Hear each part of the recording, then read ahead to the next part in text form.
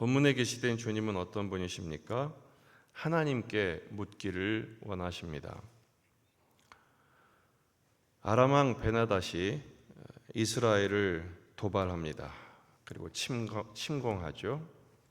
그에 대해서 아합이 어떻게 대하고 또 아합이 장로들을 불러서 회의를 하고 또 반응하는 내용에 대해서 본문은 설명하고 있습니다.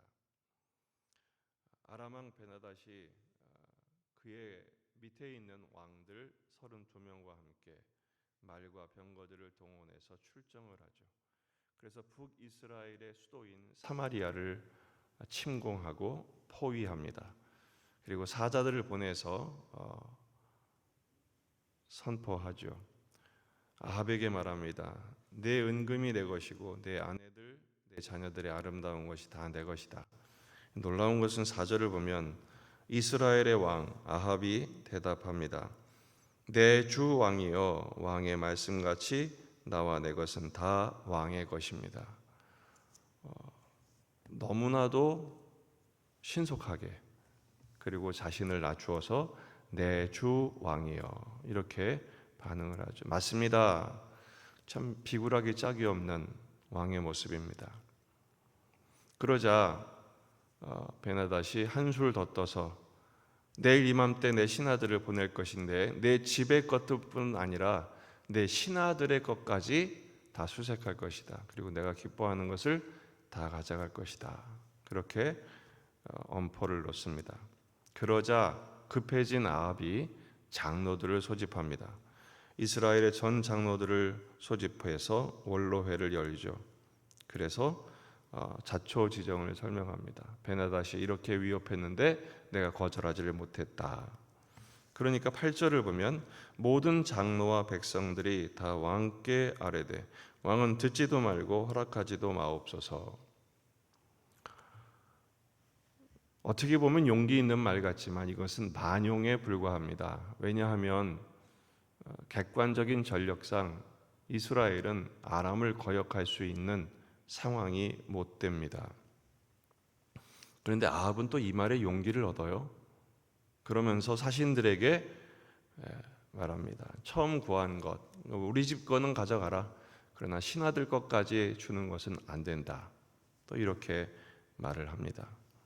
그러자 10절에 보면 베나닷이 다시 그에게 사람을 보내 이르되 사마리아에 부스러진 것이 나를 따르는 백성의 무리의 손에 채우기에 족할 것 같으면 신들이 내게 벌이에 벌을 내림이 마땅하니라.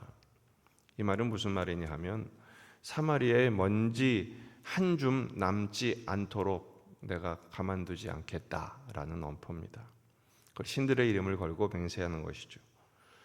또 그 말에 대해서 아합은 굉장히 담대하게 말합니다. 11절 이스라엘 왕이 대답하여 이르되 갑옷 입은 자가 갑옷 벗은 자같이 자랑하지 못할 것이니라.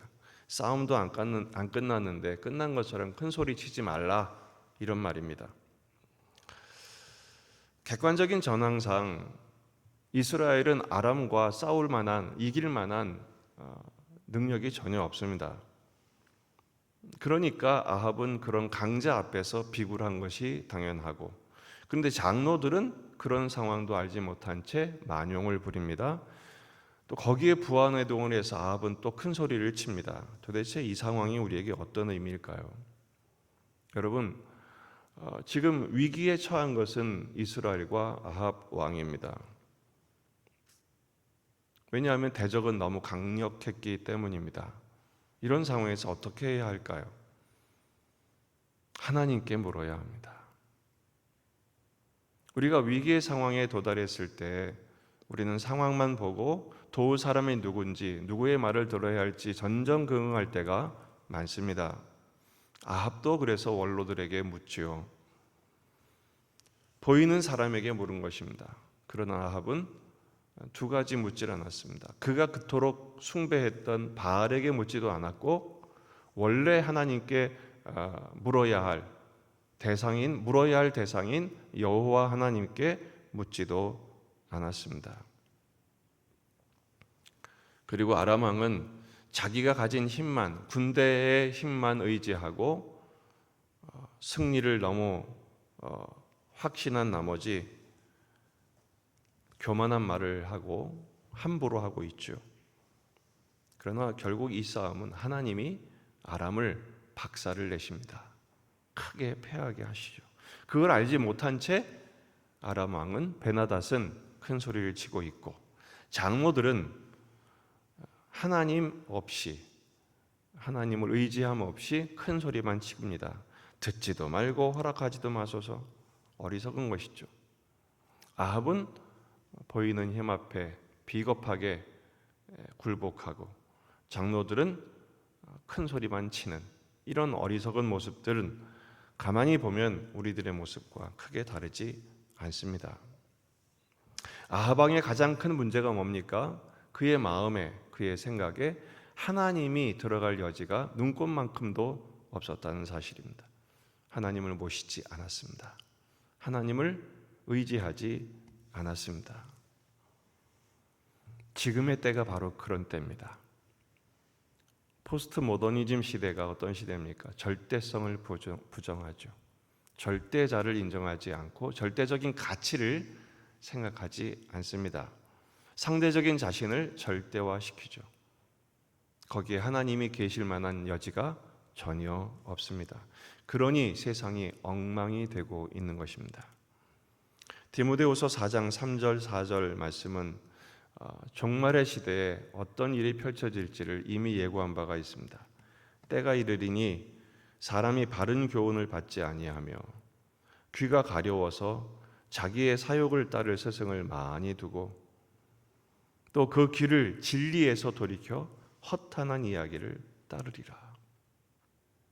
진리가 없으니 헛된 것을 아무리 들어도 만족이 안 되죠. 그래서 듣고 또 듣고 읽고 또 읽고 지식을 쌓으나 진정한 지식이 없죠. 진정한 지혜와 지식의 근본은 무엇입니까? 하나님을 경외하는 것입니다. 하나님께 묻고 하나님의 인도하심을 따르는 것이죠. 에베소서 4장 14절 말씀은 이는 우리가 이제부터 어린아이가 되지 아니하여 사람의 속임수와 간사한 유혹에 빠져 온갖 교훈의 풍조에 밀려 요동하지 않게 하려 함이라. 우리가 그리스도의 장성한 분량에 도달해야 하는 이유는, 그리스도를 아는 지식을 추구해야 하는 이유는 바로 이것입니다. 영적인 어린아이가 되지 않기 위해서입니다. 아이들은 쉽게 속죠. 간사한 유혹에 쉽게 빠집니다. 어리석은 풍조에 밀려 다닙니다. 요동하죠. 우리는 작은 일에 일희일비할 때가 많습니다. 조금 괜찮으면 금방 세상을 얻은 것처럼 그러고, 조금 어려우면 세상이 다 무너진 것처럼 낙심에 빠지게 됩니다. 여러분, 형편에 따라서 좌우되는 것이 아니라 살아계신 하나님을 의존함으로 흔들림이 없는 신앙의 현실이 되기를 주의 이름으로 축원합니다. 하나님을 사랑하고 하나님을 의식하고 하나님을 의지하고 하나님을 의탁할 때 태풍 광풍이 불어도 끄떡없는 믿음의 길을 걷게 되는 것입니다. 사사건건 하나님께 묻던 분이 계셨습니다. 누구죠? 다윗입니다. 한 사례를 말씀드리면 사무엘상 23장에서 사람들이 다윗에게 전하여 이르되 보소서 블레셋 사람들이 그 일날을 쳐서 그 타작마당을 탈취하더이다. 그러자 다윗이 여호와께 묻자와 이르되 내가 가서 이 블레셋 사람들을 치리까? 여호와께서 다윗에게 이르시되 가서 블레셋 사람들을 치고 그 일날을 구원하라. 주님 말씀하시죠. 그런데 다윗의 사람들이 말합니다. 보소서 우리가 유다에 있기도 두렵거든 하물며 그 일라에 가서 블레셋 사람들의 군대를 치는 일이리까? 우리 코가 석자인데 남을 어떻게 돕습니까? 부하들이 얘기해요. 그러자 다윗이 하나님께 다시 묻습니다. 다윗이 여호와께 다시 묻자온데 여호와께서 대답하여 이르시되 일어나 그 일라로 내려가라. 내가 블레셋 사람들을 내 손에 넘기리라. 결국 말씀대로 순종하여 남도 구하고 다윗도 더욱 공고해지는 결과를 얻게 됩니다. 다윗만 물은 것이 아니죠. 예수님은 항상 아버지께 여쭈셨습니다. 하나님과 아버지 사이는 사랑의 교제의 관계였고, 여러분, 우리를 그것을 기도라고 말합니다. 뭐가 기도입니까? 내가 원하는 것을 구하여 얻어내는 것, 이것만이 기도가 아니죠. 그건 기도의 한 부분이고요. 진정한 기도는 주님과의 대화요, 교제요, 사귐입니다.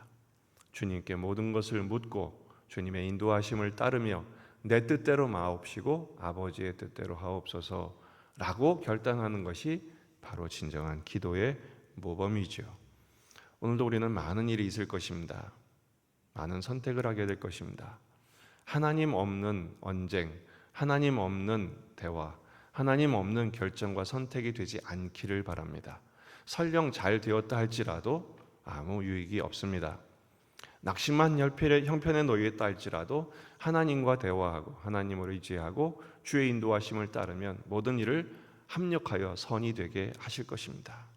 그 주님을 바라보고 의지하며 모든 것을 묻고 확인하고 또 묻고 순종하는 복된 한 날이 되시기를 주의 이름으로 축원합니다. 기도하시겠습니다. 우리 자신과 가정과 교회와 이 지역의 복음화, 민족의 복음화, 세계 복음화를 위해서 기도하십시다. 전쟁이 멈출 수 있도록, 또 우리 항암 투병을 하고 있는 우리 환우들을 위해서, 또 여러분에게 주어진 기도 제목들을 가지고 자유롭게 기도하시다가 돌아가시겠습니다. 다 같이 기도하겠습니다.